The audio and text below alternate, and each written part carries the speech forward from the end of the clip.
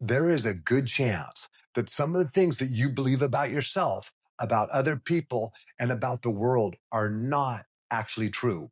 Not because you're wrong or unintelligent, but because beliefs are often meanings that we attach to past experiences and we forgot that we attached them to them. In this video, I am going to give you 6 points that I've been teaching for years as a corporate trainer for the largest group of its type on the planet. And I am going to challenge a few beliefs, not to offend you, but to free you. If you stay with me until the end, what I'm about to share with you will make perfect sense. The first point is that we have experiences. Now, through experience comes wisdom. And the more experiences you get, the more wisdom that you attain. Every time you come out of your comfort zone, you collect a new experience. A lot of people have the same experiences over and over with subtleties. In other words, they go to work the same way, they go to the same restaurant, eat the same food, and then they come home the same way. And then they do it again the next day. So that's not like super renewed experience. It's kind of like the same experience day after day after day. This can create disenchantment. So whenever we have experiences and gain new experiences, the question is how much information are you absorbing from that experience? Because when you're thinking, reality is bouncing off of you. As a corporate trainer, if I'm talking to you, you may not be listening to me. There's a saying in body language, if they're not moving, they're not listening. So you might be looking at me, giving me the courtesy of eye contact, but what I'm sharing is bouncing off of you. So when you're thinking, in reality, reality is bouncing off of you. So you're not integrating as deeply. So all human beings perceive reality from their past, which is their bank of experience. We all have experience. Now, the second point is that we attach meanings to experiences. Viktor Frankl wrote Man's Search for Meaning, and he created something called meaning therapy. He was in Auschwitz, Germany, and he made a decision that I will not let them take my attitude. And he had a purpose that he needed to write about this atrocity, and this purpose kept him alive.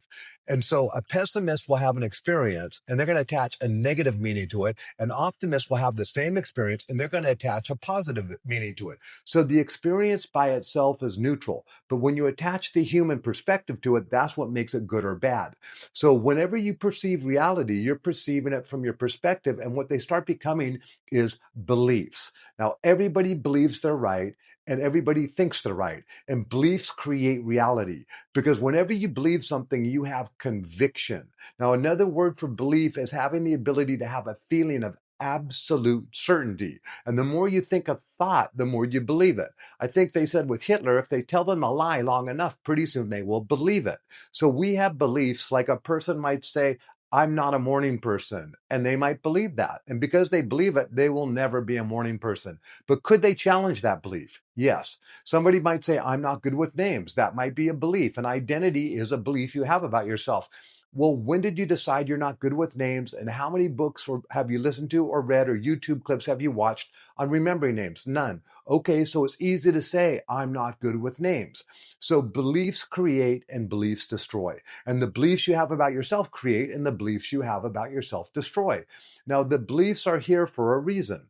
And whenever you have the belief, it's designed upon your past experiences and how you interpreted your past experiences or the meanings that you attach to your past experiences. So whatever you believe is what you perceive. So whenever you wake up in the morning, you are going to perceive reality according to your belief system.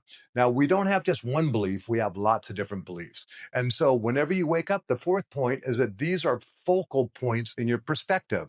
We perceive reality according to our belief system. Here's the key, unconsciously. And what I'm going to is in the unconscious bias. Now, if you like this content, if you could just hit the like button, it will help the algorithm and help people as we go through this. So you want to be a conscious human being. And my book, Turning Snowflakes into Diamonds, diamonds are conscious human beings, and snowflakes are oftentimes weaker, automated human beings. So when you understand this, you want to control your perspective instead of perceiving reality from your baseline that defaults to a singular perspective, oftentimes with a negative bias. A bias is a slant in a direction. A bias can be positive or can be negative. But the problem is that it happens unconsciously. Now, when you can consciously direct your perception, this is officially a game changer. Now, what you focus on explodes is the fifth step. So, in other words, have you ever purchased a car and you saw that car everywhere? Or maybe your wife was pregnant, or maybe you were pregnant and you saw pregnant people everywhere? So, your brain magnifies or it explodes reality.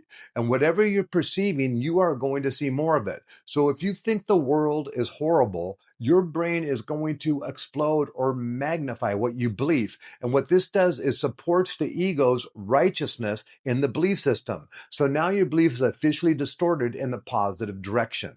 And then the opposite, number 6, is what you don't consider, you don't perceive at all. So whatever you don't consider to be true, say for instance, I think the world's a horrible place. My brain, imagine I have a giant eraser that can erase reality. So the eraser's sticking out here and I'm erasing every positive thing in reality. So I'm missing the beauty of the trees. I'm missing the beauty of the birds. I'm missing the beauty of the turtles. I'm missing the beauty of everything because my brain has magnified all the negative and edited out the positive. And this is what we do with our belief system. So whatever you believe true, you learned in your past, and whatever you believe unconsciously, there's a fair chance that your brain is magnifying the negative or the positive, depending upon your bias, and editing out the positive or the negative, depending upon your bias. So when somebody likes a political party or they don't like the other political party, their brain is going to magnify everything positive about the one they like and edit out every positive about the one they don't like. If there's a human being on the planet, your brain is going to magnify everything negative about them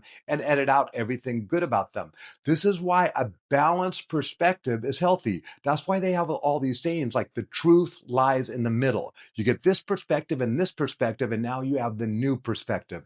So what I think is wise is that if you look at every challenging situation in your life from 3 perspectives, and these 3 perspectives are going to have the ability to liberate you in ways that you would never imagine. So instead of gaining the wisdom of 1 perspective, now you have the wisdom of not 2 perspectives, but 3 perspectives. And once again, through experience comes wisdom.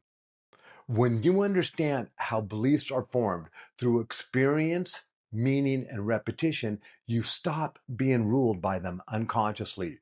What you believe expands, and what you don't believe becomes invisible. This isn't about changing who you are, it's about seeing more clearly so you can choose more deliberately. And when that happens, your perspective changes, and so does your life.